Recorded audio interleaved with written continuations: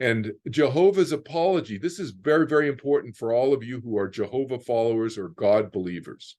This is probably the most important message out of the 30th November talk for those of you who have been devout and religious followers of Christianity and or Judaism and Jehovah, whether follower of Jesus or not. I understand that the Jews may not be so much so, but Muslims are believe in Jesus being a great prophet and so forth.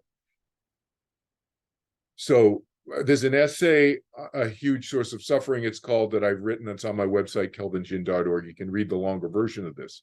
And I encourage you, especially the more devout you are, the more you need to read that essay. But Jehovah apologizes to all of you for promoting the behavior of devotion and divinity. And he now realizes that it has led to tremendous suffering, especially some of you who he's very close to, and he's very loving of you personally. Some of you, you know who I'm talking to. You feel who I'm talking to within you. And he apologizes personally to some of you, to all of us, humanity, but especially personally to you, some of you, for promoting this behavior of devotion and divinity towards him, because you have followed his requests, and he appreciates that you followed his requests, but he now realizes that it has led to your suffering in many of your lifetimes, because you have also followed blindly and been devoted blindly to others in some of your other lifetimes who have abused you and who are not as kind and loving like Jehovah. Yet you have developed a devotional and divinity mentality, and you have applied that devotional and divinity mentality towards other partners of yours in other lifetimes who have been abusive to you.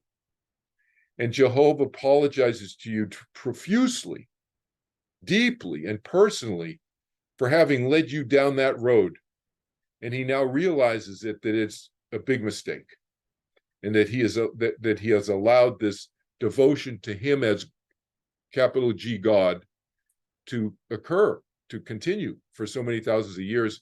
And he wants me to say this loudly from the rooftops to people, and to those who are struck personally by this message, and you know who I'm speaking to, and you can feel it in your heart of hearts, how hurtful that has been to you in some of your lifetimes, and yet you have been so devoted to whoever, and it's emotional pattern that you've developed, and Jehovah has inculcated in you, and he apologizes, and he wants you to change that emotional pattern for your own well-being going forward in your other lifetime.